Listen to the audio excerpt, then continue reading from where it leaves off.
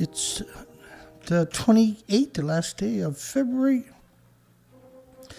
2022. Hi, everybody. I'm Dana Durnford. I'm also known as the nuclear proctologist.org. Hope you're doing well.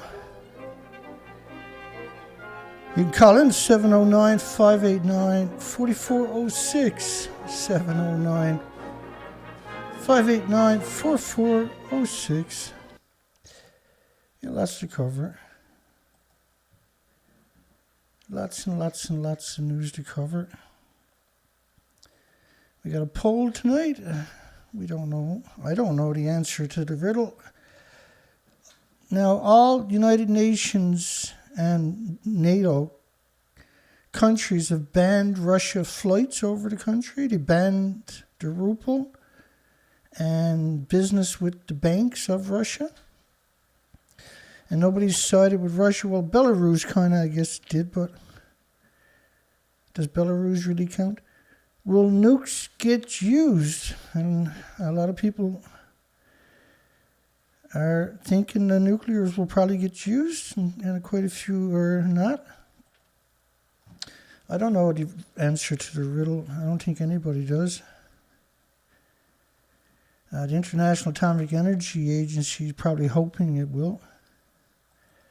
Military-industrial complexes, for sure. And if the American gets into it, all they shoot is depleted uranium munitions out of the A-10 Warthog. Okay, so where do I even start with this?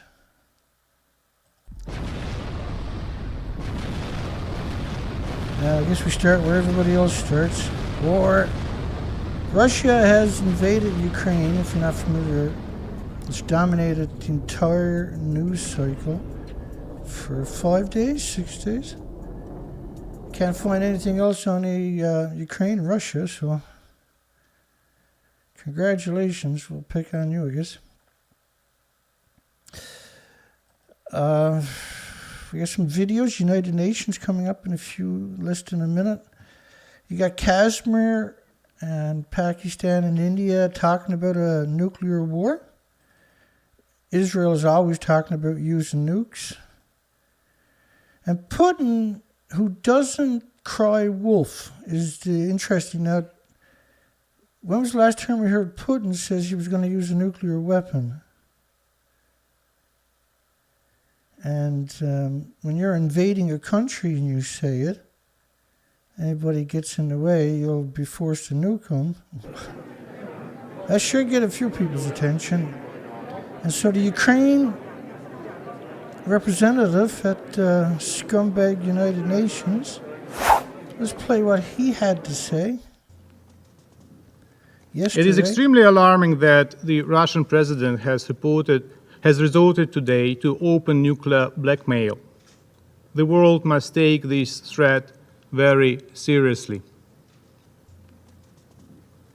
It is extremely alarming that the Russian president has resorted today to open nuclear blackmail. The world must take this threat very seriously. It is extremely alarming that the Russian president has resorted today to open nuclear blackmail. The world must take this threat very seriously. And so one of the reasons he might have invoked the nuclear, put the country on the highest level of nuclear alert, is it gives him an enormous amount of power and makes it hard to dispose him, to get him out of office, right? He might be considered untouchable while they're in the nuclear throes, so to speak. And right away, today, Ukraine seeks to join the EU as a round of talks with Russia ends. Well, let's think about it. If Russia did pull out, right? Ukraine can't depend on Russia no more because there's really, really, really bad blood. Ukraine's president posted photos of himself on social media, signing the EU application, a largely symbolic move for now that could take years to become reality, and is unlikely to sit well with President Vladimir Putin, who's long accused the West of trying to pull Ukraine into its orbit. That's true, though, right? You can understand where Russia's coming from. Now, if you think about Chernobyl, there's these homes in Chernobyl now with children so grossly deformed, they've never seen anything like it in the history of pediatrics. Cancer at age 6 instead of 60, that's what nuclear power means. What was interesting today at United Nations was he's claiming, in this clip I'll play for you, that Ukraine has killed 4,300 Russian soldiers and captured 200. They're not showing any evidence of that. The losses of the enemy as early February 27 have amounted to nearly 4,300 personnel killed and over 200 taken as prisoners of war. The detailed information is posted by the Ministry of Defense of Ukraine. I don't know if they did or not. Who knows for sure? I don't think they did. And the reason I say that is because I figured Russia would double the numbers on their side immediately for that kind of slaughter, right? Russia is not worried about Ukraine at all. And Ukraine to issue war bonds to fund the armed forces. Usually that happens 4 years into a war historically, or 5 years or something like that. The fact that it's happening right away, like if it's not going to be a long war. Russia and Ukraine won't be a long war. Russia's just superior in every facet of the sentence. This is really, really why I'm worried about it. Norway to send weapons to Ukraine in a change of policy. Since the 1950s, Norwegian policy has been in place of not sending arms to non-NATO countries that are at war or at risk of an armed conflict. On Sunday, Norway announced it would pull its sovereign wealth fund, the world's largest, out of Russia. It's a big blow because it's coming from every direction.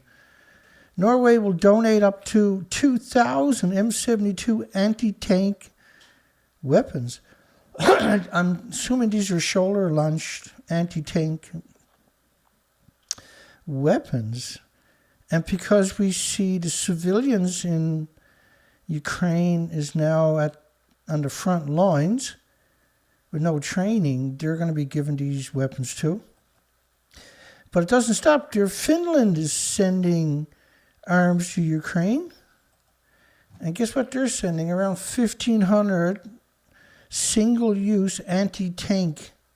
They're sending 2,500 assault rifles, 150,000 cartridges for the rifles.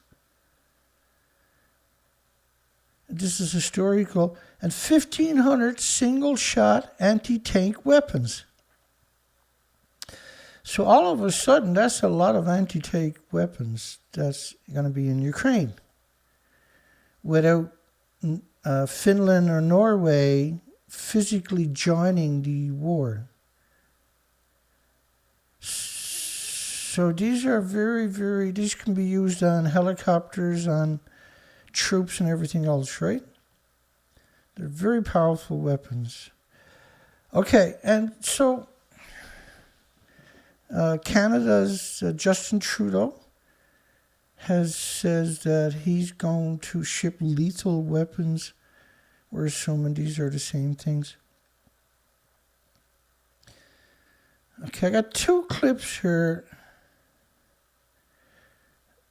Now, who is Putin or Justin Trudeau really, right? Who are they really? I got two interesting clips. This first clip was Canadian Parliament last week. This is 8-9 days old or something. And they were asked a question about a certain person. Let's play the clip. It's not very long. And Question commentaire, questions and comments. The Honourable Member for Oshawa. Thank you, Mr. Speaker, and I listened to my colleague's speech. I had a constituent that wanted me to ask a question about outside interference to our democracy. Klaus Schwab is the head of the World Economic Forum, and he bragged how his subversive WEF, World Economic Forum, has, quoted, infiltrated governments around the world. He said that his organization had penetrated more than half of Canada's cabinet. I was wondering, in the interest of transparency, could the member please name which cabinet ministers are on board with the WEF's agenda? My concern is the deputy. Order. I know that the member was in a really good question there, but the audio is really bad and the video is really bad as well. And I apologize. I don't know if the member. Okay, let's try again. The honourable member for Timmins James Bay. Mr. Speaker, that member was promoting open disinformation. That's not debate. We have to call out disinformation. Disinformation. So he was talking about this guy to your left. This is an old clip of him talking about Putin and a few other people, but Vladimir And I Putin. mention now names like Mrs. Merkel, even Vladimir Putin and so on. They all have been young global leaders of the World Economic Forum. Mm-hmm. Young global leaders of the World Economic Forum. Let's play that again. And I mention now names like Mrs. Merkel, even Vladimir Putin and so on. They all have been young global leaders of the World Economic Forum. Mm-hmm. But what we are very proud of now is the young generation, like Prime Minister Trudeau, President of Argentina and so on, that we penetrate the cabinets. So yesterday I was at a reception for Prime Minister Trudeau, and I know that half of this cabinet, or even more half of this cabinet, are actually young global leaders of the World Economic Forum. Wow. Yeah. Sorry. That's true in Argentina as well. It's true in Argentina. So he says, and we know Bill Gates also was, but Vladimir Putin and Angela Merkel and Justin Trudeau were young global leaders and part of the World Economic Forums. It's quite the coincidence that they were in, and Prime Minister Trudeau's in 2 terms. Angela Merkel was there for 16 years. Vladimir Putin is there for 23 years or something. So it's not a conspiracy theory. And the video wasn't bad, like they claimed, and stopped the question. And then the retort was from, obviously, somebody, one of those 50% of the Parliament of Canada is part of this bizarre death cult, I guess is what I'm going to call it. So it's hard to wrap your mind around how this works. It only takes a few people, and the media just regurgitates whatever their narrative is. All right, let me explain Fukushima nuclear meltdowns in order to help you appreciate what I'm talking about here. This is what that building normally would look like, 190 feet high, 150 feet wide. This was used to be reactor 4. And at the top of the buildings were decades of reactor cores and 2 fuel pools because you don't have a repository, so they were storing it at the top of the buildings. So as you can see over there, the building doesn't even exist anymore. But this is the official picture. And that's the official picture. So they're very powerful people. You don't need to have the whole country in agreement. You just have a few very powerful, well-placed positions. Okay, and so the same media that is now out there telling you about Ukraine and Russia are some of these people right here. I'm going to play this clip. They're going to try to convince you that they're 100 feet above the deck over there in Fukushima Reactor 4 in the fuel pool, getting fuel out of a pool that doesn't even exist. I know this just sounds incredible. This is the picture to the left is what it actually looks like. Where I was standing is on top of what used to be reactor building number 4. The whole of this building was blown apart by a huge explosion. We are here inside Reactor 4 at the Fukushima Daiichi nuclear power plant that was severely crippled during the earthquake and tsunami of 2011. Of the decommissioning work taking place here in Reactor 4. At the end of our tour, we were checked for radiation exposure. In 4 hours, I received the equivalent of less than a chest X-ray. 1,500 highly radioactive fuel rods inside this pool. They've got to move them outside of this reactor. So you got BBC Rupert Winfield Hayes, CBS PBS Seth Dorn, which is a senator's son. You got CNN Anna Cora, and behind me is ABC's Cecilia Vega, who is now at the White House press pool. All selling you a lie, a 100% lie. So they're very, very sneaky, to say the least. Okay, this is Reactor 3. It's the same thing where it actually doesn't exist anymore. And decades of reactor cores are missing. So just those two buildings are around 20 plus reactor cores are missing. And these reactor cores are 800 tons. Chernobyl was 200 tons. And Chernobyl was brutal. This is the official picture. And that over there is the official picture. Once it melts down, you can't get inside of it again. And there's nothing left to get inside of it. So let's play another clip of the Ukraine at United Nations yesterday at a special meeting. Distinguished members of the Security Council, as always, Russia denies that its soldiers are taken prisoners, that taken prisoners are recognized, or the soldiers that are killed are recognized.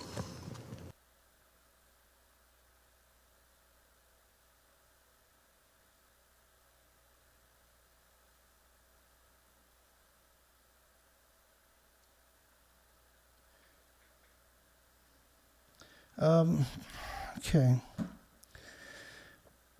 So he's saying that France or Russia won't acknowledge the deaths or the captures, and therefore that quantifies 4,300 dead Russian soldiers as of yesterday morning, and 200 prisoners. When you see all the countries sending radiation or weapons there, got a couple more of these headlines to get through before we jump into the rest of the radioactive xenon-133 in Washington from Fukushima nuclear meltdowns at 450,000 times above detection levels, but 55 per square meter would be an evacuation zone at a nuclear power plant. So that was xenon-133. It was another model of was a million becquerels a square meter. And that was this model right here of the xenon. Now, this model is only 20 days of radioactive fallout, covers the whole planet. So a nuclear weapon is just, it's nasty. It's a bomb, and the plume travels and slowly spreads out. A nuclear meltdown is a continuous plume covering the entire planet. So there's a big incentive going on that people are not aware of about Russia and Ukraine, that we're slowly building you a picture to work with. So after Fukushima nuclear meltdown, rain with 20 million particles of the radioactive iodine 131 per liter fell on the United States. But it obviously, this model here is after 19 days, this particular part of the model, of radioactive fallout covering the entire planet. So if something happens to the active nuclear power plants in Ukraine, you're going to get the same thing.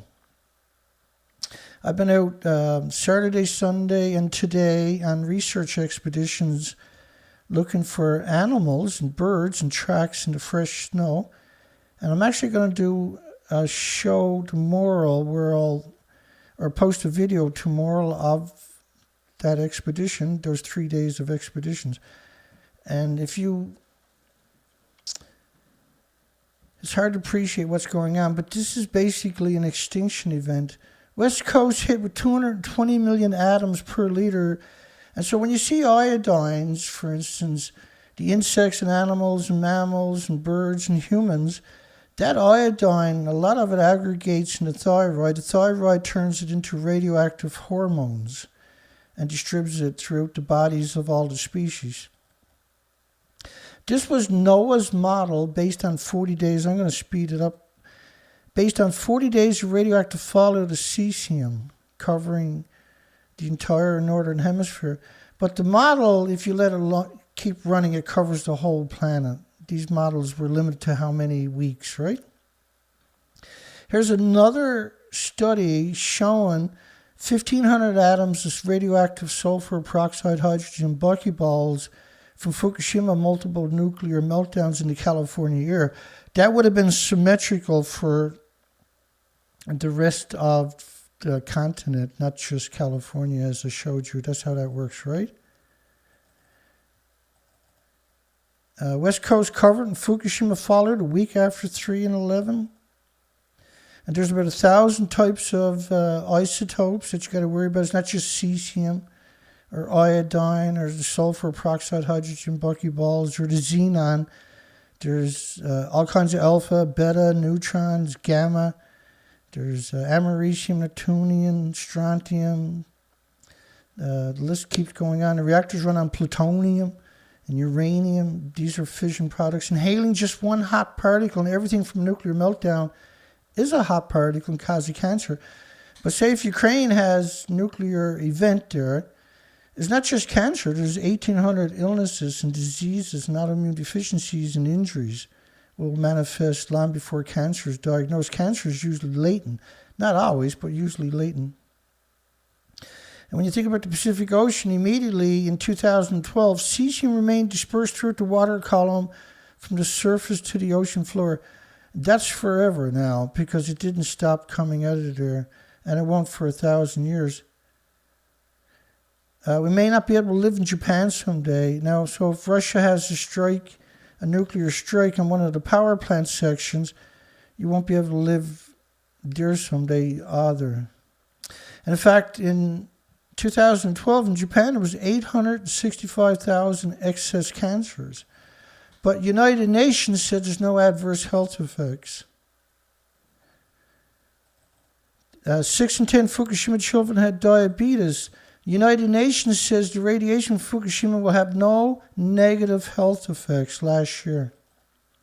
Fukushima gives radiation meters to pregnant women and children. It was actually American and British universities. Rather than evacuate them, decided to study them like guinea pigs. And they'll do that if there's an event in Ukraine and Russia.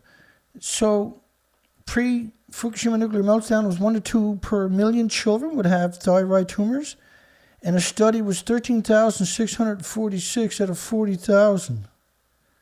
When you scale it up, it's 358,000 out of a million. United Nations says there's no adverse side effects from the radioactive fallout.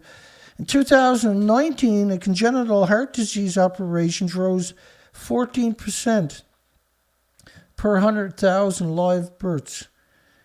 This is 14.2%. That's 14,200 infants and neonates got to get open heart surgery per 100,000 across the entire country. It's unprecedented. It's unbelievable, really. Newborn heart problems surged after Fukushima. And you've seen the same thing after Chernobyl. And Chernobyl is full of orphanages from congenital malformations, right? UN said no adverse health effects. And UN right now is supposed to be the arbiter of facts. But they got this legacy of what I just showed you of being bald-faced liars. And evil bald-faced liars on top of that. So how are we supposed to believe United Nations with this legacy, this recent legacy? Fukushima is the most serious man-made disaster in human history, yet they tell you Chernobyl is. Obesity rates nearly double in Japan, they're the average. And excessive weight gain after a nuclear crisis is a marker of radiation brain damage. And obesity, of course, has skyrocketed throughout the northern hemisphere in the last 11 years since the Fukushima nuclear meltdowns. But the United Nations found no adverse health effects, and we're supposed to believe them when the evidence is just unbelievably overwhelming. UN find no adverse health effects from Fukushima. Deteriorating plant threatens mass extinction around the world. And I showed you a few minutes ago how the radiation works, right? Fukushima radiation did not damage the health of the local people. No, it killed everything else on the planet. Nuclear engineer says, I agree Fukushima can be an extinction event. Japan Times column as the public, possibly worldwide, sickens over time, obviously alluding to Fukushima, yet the United Nations experts say radiation from Fukushima will have no negative health effects. And inhaling the radioactive particles increases radio exposure by a factor of 1 trillion because it's inside your body, pulsing through your entire organs, your DNA, your chromosome every second for your entire life. And in fact, irreversible heart damage for children with 50 becquerels a kilogram of cesium. Japan has picked up 60 million one-ton bags, but United Nations says there will be no adverse health effects. So, how do I get past this genocidal perpetual lie and trust United Nations again? How does that actually work?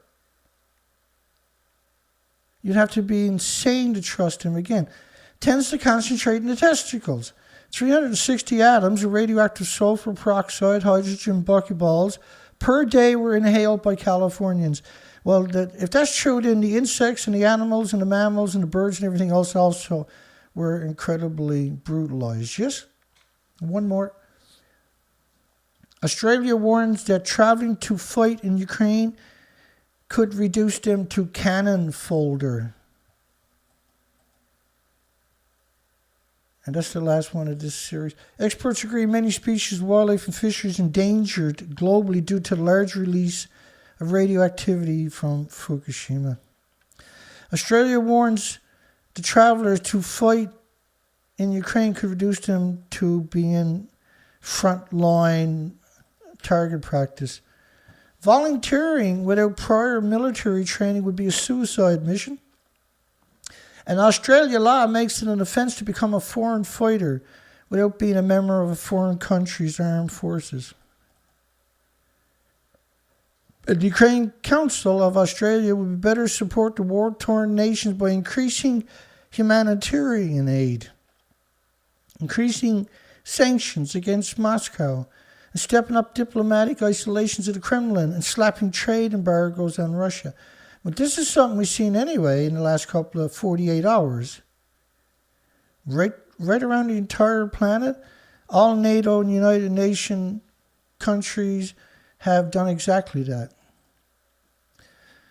Former world champion boxer Vasiliy Lomachenko joins Ukraine Defense Battalion.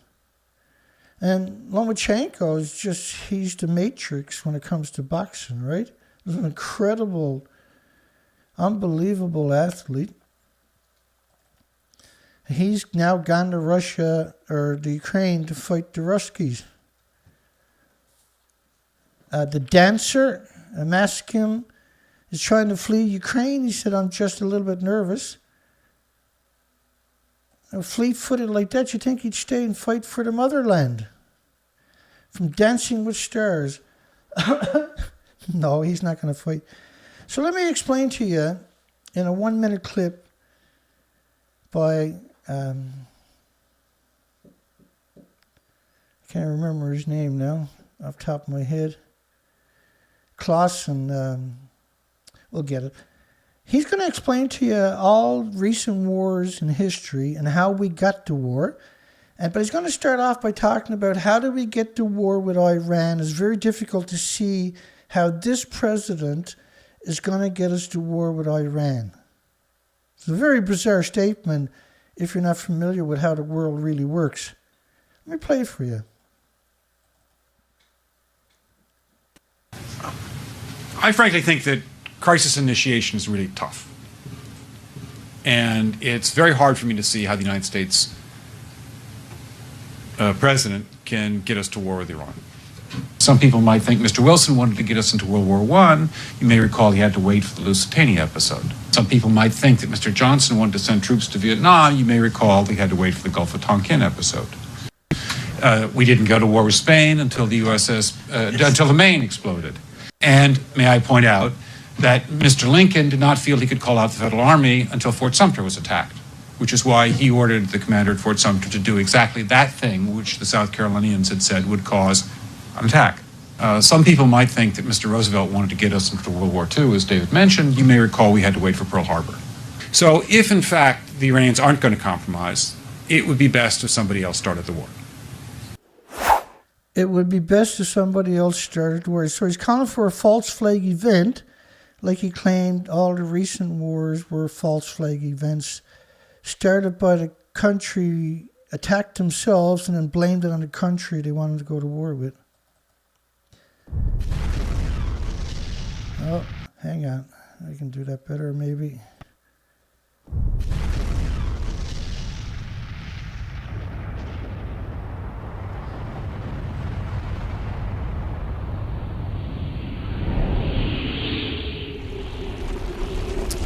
Ukrainian men traveling from across the world to join the fight against Russian invaders.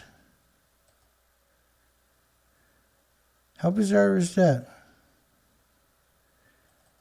And he's wrapped in the Ukraine flag. Okay, so we got some patriots traveling back, Dana.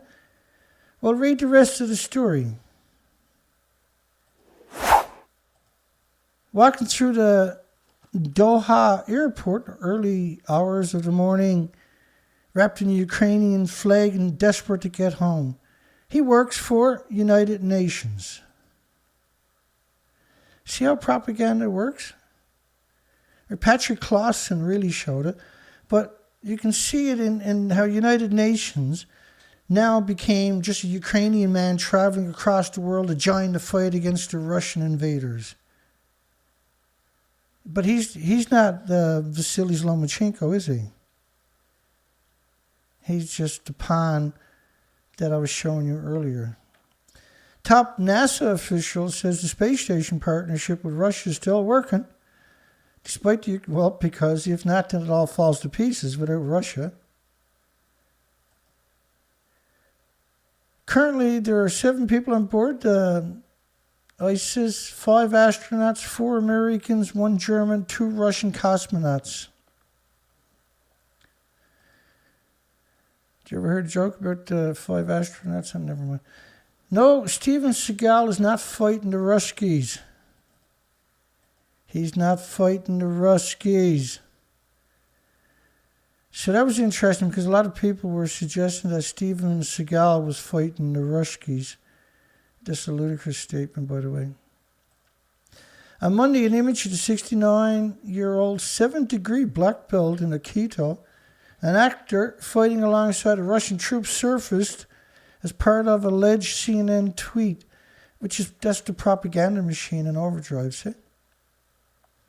Controversial podcast host, which is not controversial at all, Joe Rogan, shared the image to his Instagram with a caption that reads, "If I had to guess the plot of this effed up movie we're living through, I would say are about 14 hours from the arrival of the aliens." And the aliens are coming. Ukraine leaders urge civilians to fight promises to arm all. So he's talking about civilians. So the civilians have killed 4,300 Russians, is what he's saying? Wait till they get all the anti-tank missiles from Finland and Norway. President of Ukraine says the government will issue weapons to every citizen who wants to defend Ukraine. With no training. You're a lucky day. You become fodder for the New World Order.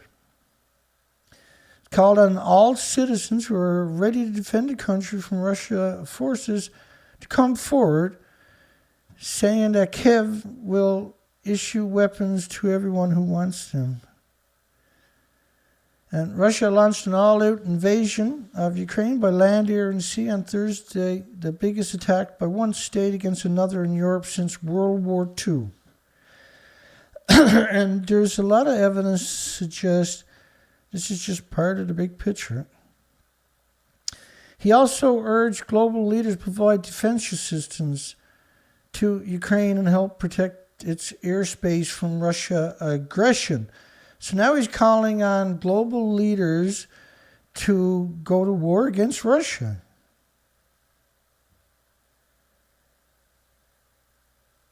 And the EU says they're going to pitch in, whatever that might mean. I talked to U.S. President Joe Biden, UK Prime Minister Johnson, the President of the European Council, Charles Michel, the Polish President, the Lithuanian President, and we started putting together an anti-Putin coalition. Not anti-Russian, but anti-Putin. I've already urged global leaders, from the World Economic Fund no doubt, to slam Putin with all possible sanctions, offer large-scale defense support, and close the airspace over Ukraine for aggressors. Together we must save Ukraine, save the democratic world, which, by the way, has orphanages after orphanages of abandoned children from Chernobyl who don't even have a TV set or a radio. You're a real democratic country, all right? And some harsh pictures. Ukraine people, he doesn't recognize there is Ukraine. This is an attempt to destroy a people, literally a genocide. And if you watch the United Nations, what you see is just a puppet machine in overdrive. Russia-Ukraine talks too is blast rocks Kiev, and another one. Ukraine's army says Russian forces are continuing shelling in almost all directions. They blew up one of the big oil depots, so you got lots of smoke. So Ukraine, that's the border. You can see the border going around it. And all these highlights, except for this one here, which is Crimea, and it just has a little peninsula that comes out. And that's the Black Sea. So if Ukraine falls, then Russia now has access to the Black Sea also. Russia ruble plunged to an all-time low, probably the worst we've ever seen, to a record low, against the dollar, amid an accelerating Western-led campaign to punish Moscow. Investors flocked to safe haven currencies, including US dollar, amid growing international isolations of Russia. And that's what I'm talking about. It was really interesting to see Vladimir Putin, invoke the highest levels of nuclear.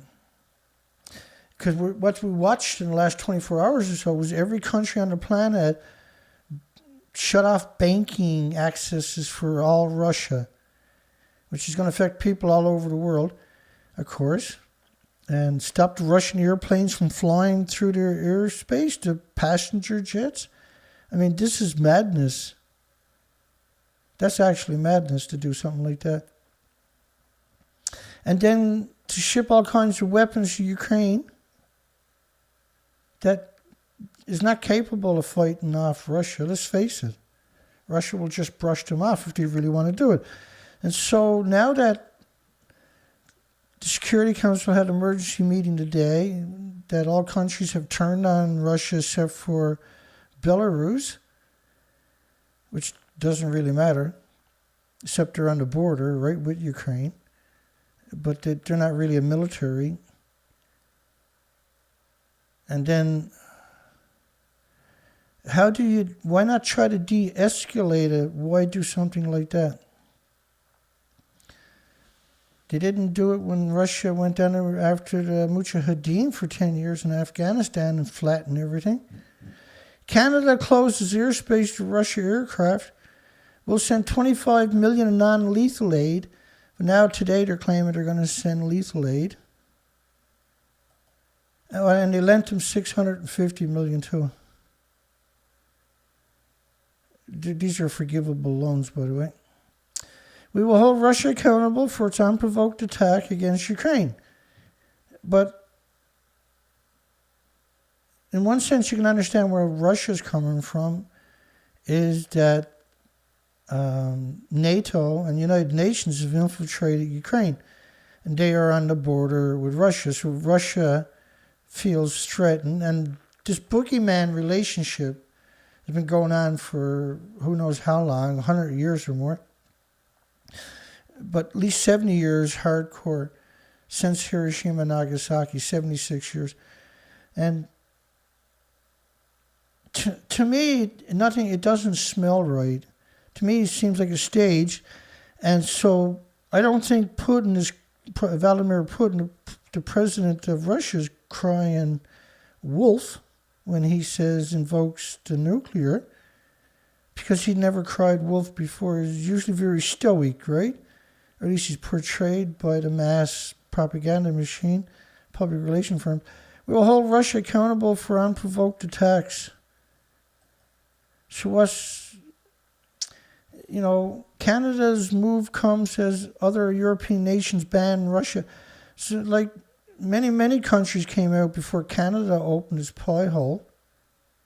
I'm Canadian. I'm ashamed of Canada, including Germany, Austria, Italy, the Czech Republic, Poland, Bulgaria, Slovenia, Estonia, blah, blah, blah, blah, blah. Russia has since closed its airspace to many of those same countries, which probably shocked every one of those countries. What, you going to do it back? Prior to Canada's announcement, Russia's flagship carrier, Aeroflot, operated multiple flights per day through the Canadian airspace en route to the U.S. and elsewhere.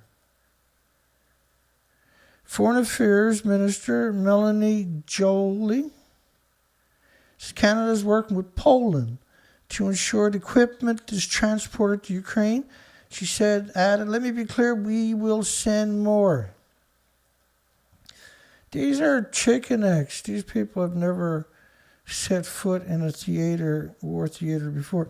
Along with sending 460 additional troops to join the approximately 800 already in Europe as part of NATO, which has nuclear weapons, by the way. It's 30 countries is NATO. And United Nations is 193. Well, it's not 30 countries, it's 30 militaries. And United Nations the same way, it's 193 militaries. They're the military-industrial complex got together and gang up on small countries. It's like the stocks, right, where they cannibalize companies that are teetering, buy them, liquidate them, and destroy hundreds of thousands of people's lives so they can make a few bucks. Canada also has provided Ukraine with a $500 million loan and $7.8 million worth of lethal equipment and munitions. Lethal equipment would be anti-tank weapons. So Finland, Norway, Canada, who knows who else? Obviously, Britain's going to do it. America's going to do it. And EU said they're going to send fighter jets. She said a Canadian combat mission in Ukraine is not on the table at this time. And Canada's also helped train about 33,000 Ukraine soldiers. Now, why would Canada be training 33,000 Ukrainian soldiers? it's one of the strangest statements of today, that one right there. For Kiev residents, even feeding a cat become complicated as Russia invades Ukraine. And so is toilet paper, so is paper towels, so is diapers. Ukraine leads the world. But a lot of people are cat people. They're trying to stroke. They're trying to attract certain people, right? The brave resistance to Putin is an inspirational lesson to the world.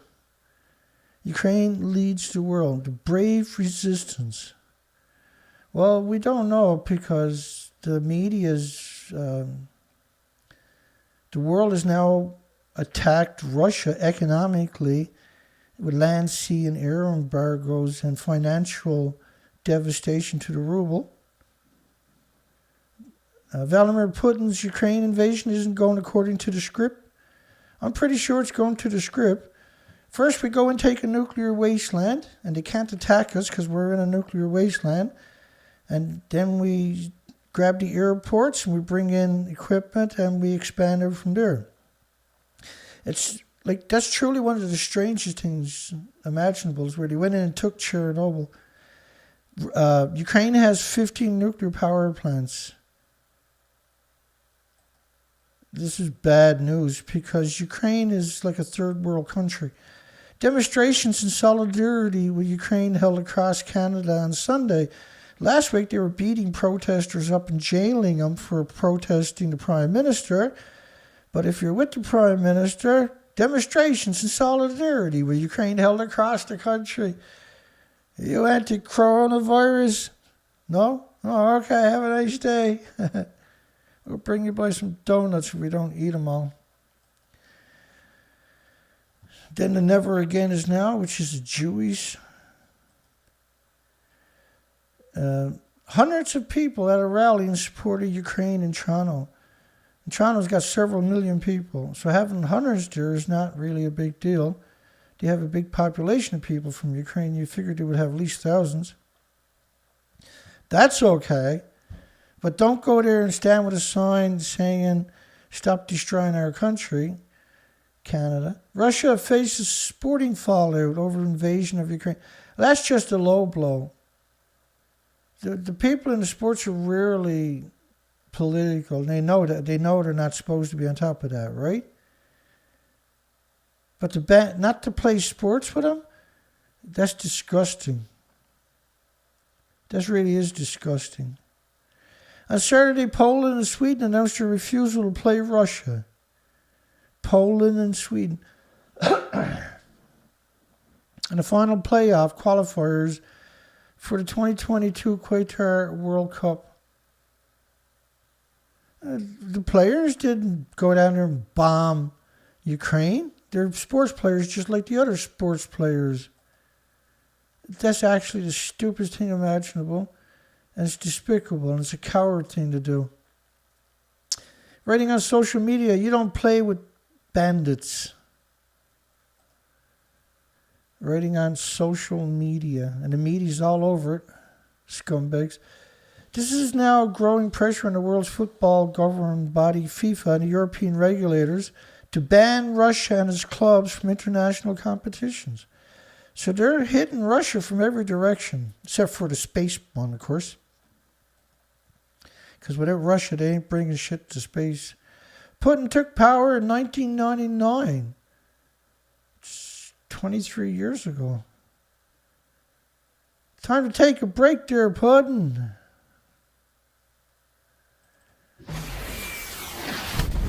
Okay, stay as long as you like. For example, Britain was an illegal occupation of Iraq when it was awarded the London Olympics. But now they're going to ban the players.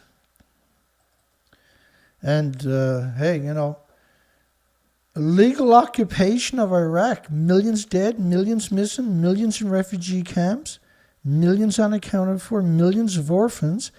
They got rid of the pensions and the patents of the entire country. The pensions. What a despicable. Now you got, here they are giving, just last year, giving put in his own numbers. Slash ahead another year. Thousands gather in the cities across the United Kingdom in support of Ukraine. Trantonians march in support of Ukraine. European Union to buy weapons for Ukraine. Ban Russia in ear and on ear. Wow. European Union was taking the unprecedented step of financing arms to Ukraine, along with Norwegians and Finland, Switzerland, Canada, and was hitting Russian ally Belarus with sanctions for having facilitated the invasion. Oh yeah, Belarus facilitated it.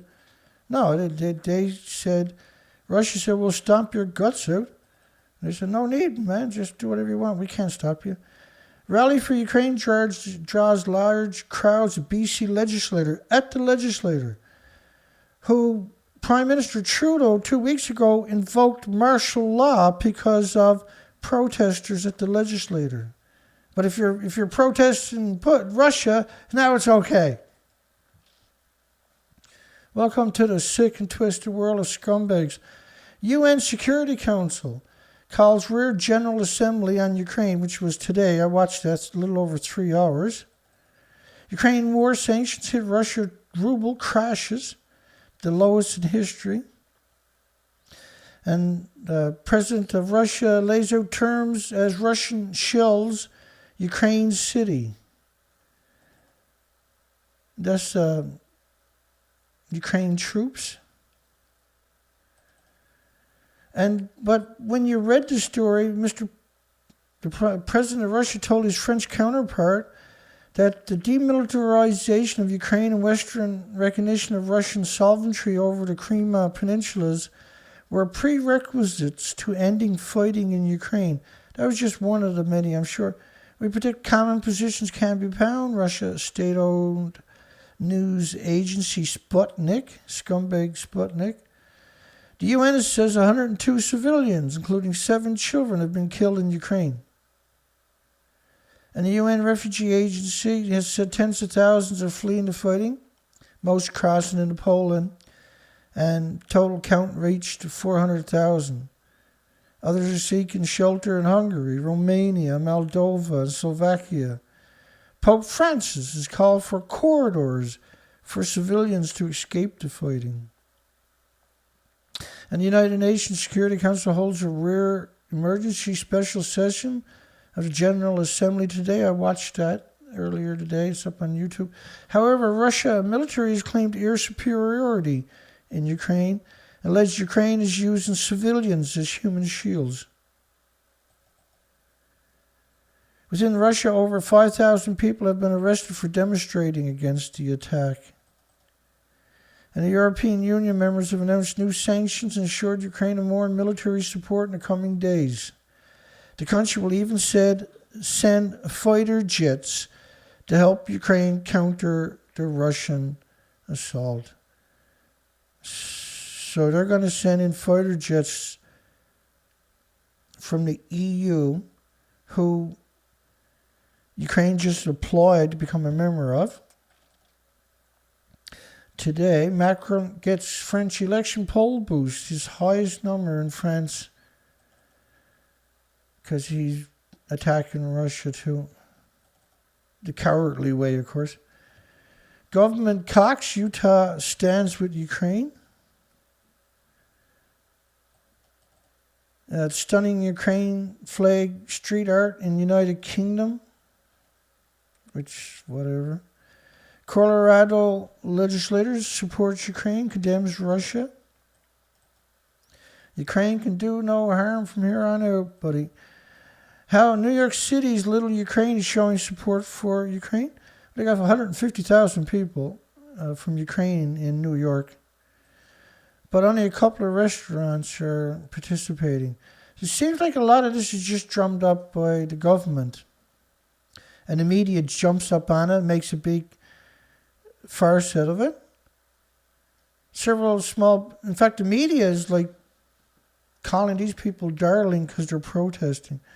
But the recent protesters were protesting losing their businesses and their homes and everything because of the scamdemic were vilified, demonized, and had martial law enacted against them, had their bank accounts seized, threatened to have their puppy dogs euthanized. Over 150,000 Ukrainians call New York City home.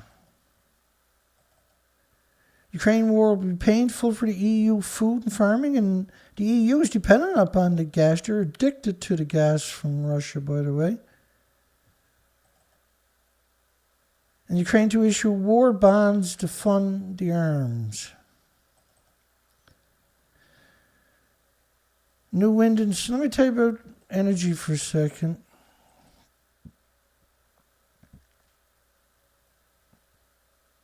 The new report 2020 by the International Renewable Energy Agency revealed that the world's renewable energy generation capacity increased by astonishing 10.3% in 2020. It was a healthy 50% increase. The world's renewable energy generation capacity increased by an astonishing 10% in 2020. In fact, 2021, there was around 333 nuclear power plants where the renewable energies in a 12-month period came online. And then the year before was around 260 gigawatts, which is equal to around 300 nuclear power plants were the renewables. So 261 gigawatts, that was 2020. That's an absurd amount of energy. So it's just going to keep accelerating each year, right? Nuclear experts alarmed by explosions of Chernobyl misinformation. But it was all the mainstream media was saying radiation numbers were 20 times higher than normal. And then anybody who shared it was called a conspiracy theorist.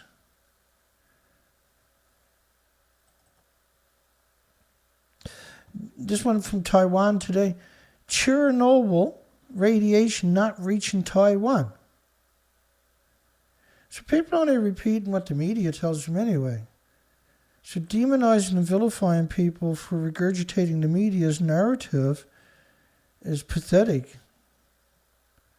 And I mean, that's being polite, isn't it? The hell is that? Oh, I forgot the sound, did I? That's okay. Chernobyl radiation exceeds control level in multiple areas. That's United Kingdom independence. So it's not misinformation, per se, by people like me or you. It's just the mainstream media and bombarded us with that for the first 3-4 days. That was everywhere. You couldn't get away from it. The Ukraine death toll... we don't have no accurate way of determining what's real and what's not real when it comes to the injuries and wounding and prisoners of war or deaths or anything else. We have a Ukraine politician at United Nations yesterday morning claiming that Ukraine has killed 4,300 Ruskies and captured 200. Does anybody actually believe that narrative? The health minister said on Saturday that 198 Ukrainians, including 3 children, have been killed during the Russia invasion. There's actually 29,000 children die every day of dysentery, diarrhea, and pneumonia. That only costs pennies to cure, by the way. But let's worry about 3 children, bless their hearts. My heart goes out to the loved ones. Let's forget about the 29,000 that died today and will die again tomorrow. He wrote on his Facebook pages, which, that tells you how evil Facebook actually is. Instead of doing an interview and quantifying those assertions, he posted on Facebook, and the media seizes that as if it's the Holy Grail. A Ukrainian official said earlier more than 3,500 Russian soldiers have been killed. And as we've seen, the Ukraine representative of the United Nations who I showed you earlier, has very dubious legacy in history. Said earlier, I was 4,300 yesterday. The United Nations, which is just endless. There's the World Health Organization, the International Atomic Energy Agency, the World Bank, UNICEF, IRPA, UNSCLEAR. The list just keeps going and going and going. And they've infiltrated every facet of everybody's lives on the planet. And you're not allowed to do nothing unless you kiss the ring and get on one knee for United Nations. UN Office for Coordination of Humanitarian Affairs. You know, United Nations. UN Refugee Agency, you know, United Nations. Everything they're quoting, everybody's quoting is from United Nations over and over. Every news article, the only numbers they're using is the numbers they're getting from the different facets of United Nations.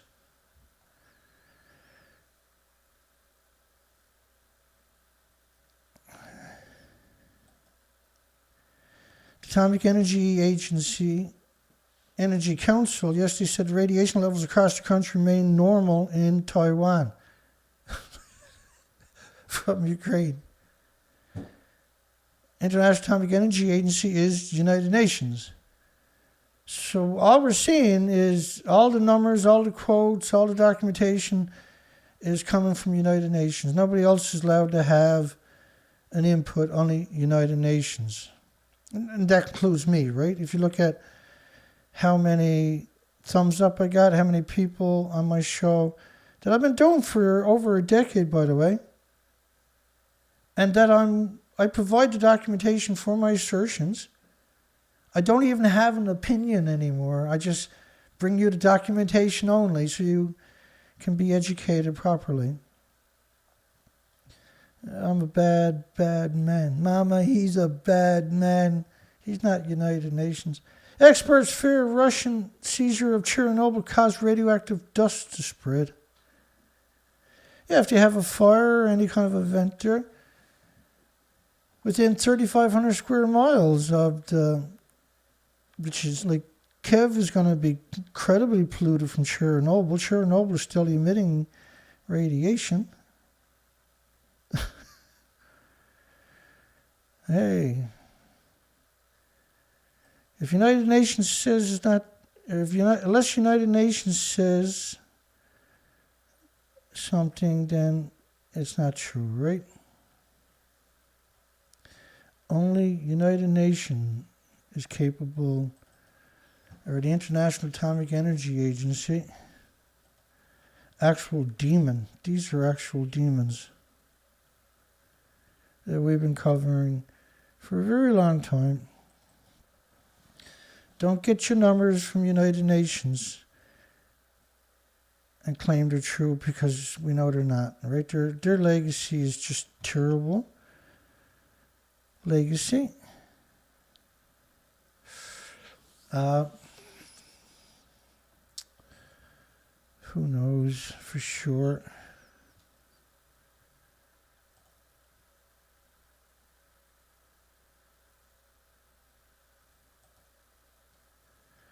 Who knows for sure?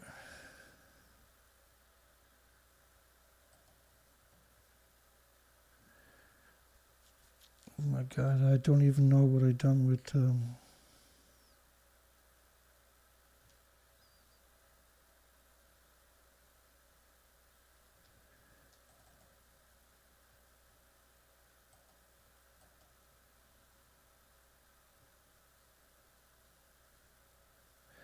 Yeah, I don't know what I've done with the videos that I took today.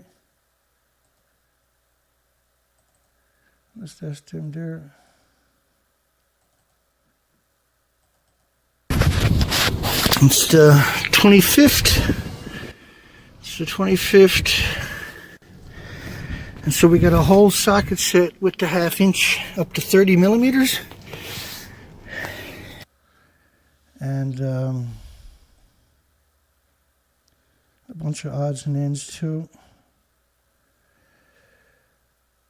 That was Friday. We picked up the socket set.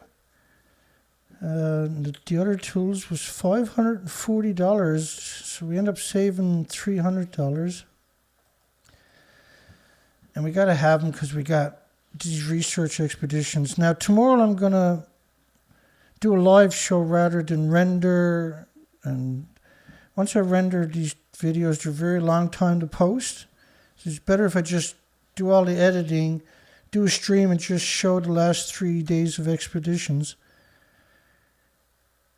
And get the video online that way, right? We got a lot of catching up to do.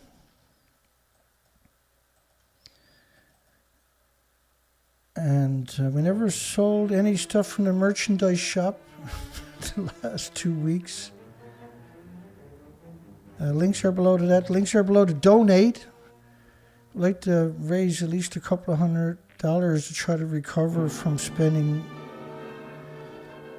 all that money on Friday on tools. We had no choice. We won't get the chance again until next year. And I'm not sorry I done it. We got 9 motors, we got 3 trailers, boats, and blah, blah, blah, blah, blah, blah, blah. And we do all kinds of research expeditions, and we just don't have the tools to keep everything working. And so we're burning money we don't have on mechanics and everything, right? Those tools will pay for themselves probably the first or second time that I use them. And it will save us money in the long run, obviously, right? So don't forget to give us a thumbs up. We got 36 thumbs up. It's pretty pathetic for all the work that I've done. And let's close the poll down. How did the poll... Not much I can do about it. It is what it is. I'm censored. I get that. All UN countries banned Russia's flights and monies, and no one has sided with Russia except for Belarus. Will nukes get used? And it's almost 50-50. Look at that. Wow. I agree. I don't know. But I'm worried that, you know, like the Patrick Clausen video I showed you, they could be staging, getting ready to stage an event. And because it's a difficult subject, I won't go too far down the rabbit hole for anybody. It's just that Putin doesn't cry wolf, see? We don't have any history of him crying wolf. He's a very stoic person in the last 23 years. He's an ex-spy, for goodness sakes. He's got a great poker face. And he has a lot of confidence because he has a huge army and arsenal behind him. Now he invoked the ultimate control grid at the highest nuclear level. That means you can't dispose him or get rid of him. And United Nations, NATO, and countries worldwide are reciprocating, and now EU is planning on sending jet fighters. Many countries are shipping anti-tank missiles. These are heat-seeking missiles that are shoulder-launched from many different countries. It's unprecedented. I can't see Ukraine beating Russia, but I can see this being a catalyst for something much more dangerous for all species on this planet. Let me give a shout out to everybody that dropped by. First, let me end the poll. 44 votes. We got 44 votes and 55% yes, 45% no. That tells the story. It's a scary thought. Port Angeles, Dana Nasana. Hi, Dana. James Lucid donated $60 the weekend. Thank you, James. It's a big deal. That definitely made me feel better. Richard McCann, who said he was going to donate $200, and then $20, and then never heard from him after. I guess because he sold windows, right? I guess hard times. It happens. Darren James. Nancy San. Good night, everybody. Doji's, Bolocks, Thinker, Gypsy,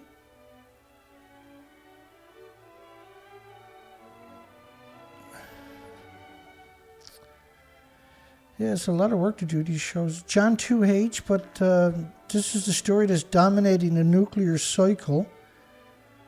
And it's okay. This is a great show tonight. We got tons of great information in this one tonight. I mean, seriously, this show is loaded with documentation. Dreamwatcher. Good night, everybody. I'm just coming down through the names quickly. The quick shout out.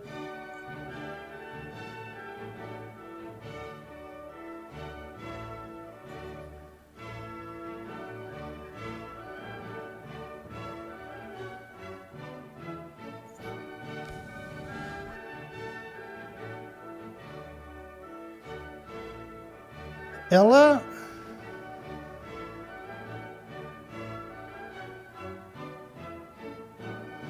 Stephen,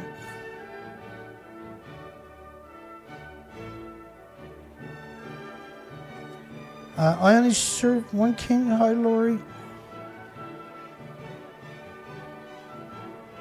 Katja, we have lots of people tonight. And these kind of shows you don't know. Peaceware. This is a big topic right now.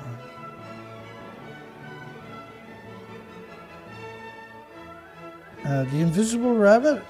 A little rabbit. Ocean Man. Marge. Vincent. Hi, Marge. How are you, sweetie?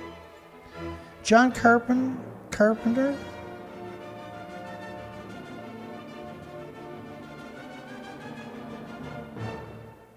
Did I get through everybody? Not quite. Andrew B. Chet Austin. They had a full house tonight.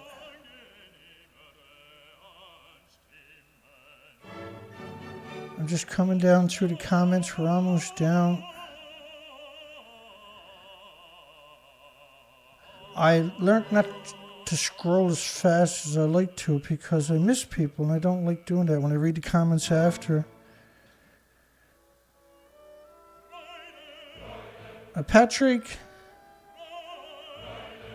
it's just I appreciate everybody. Darlene, I'm no better than anybody else.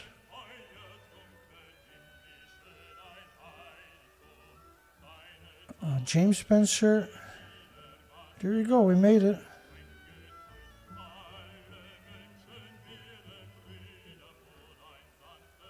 Okay. Yeah, Steve from Las Vegas, no. I know he got really sick. He was in the hospital for quite a long time. And I was going to call him, but I didn't want to bother him. I knew how sick he was. And I always feel bad that I haven't got an update for anybody because he's a great soul. And he's missed for sure. Victor and Colette S. Hi, Colette. Did I get everybody? See, I almost missed Colette. I almost missed Victor. We got everybody. We got 43 thumbs up. I guess that's what we got. God bless everybody. Hugs for everybody. We'll see everybody tomorrow night. Same time. Show start the same time. God bless. Have a great night. Great day tomorrow. I'll be back tomorrow night. Twice as hard. Hugs for everybody. Take care, folks.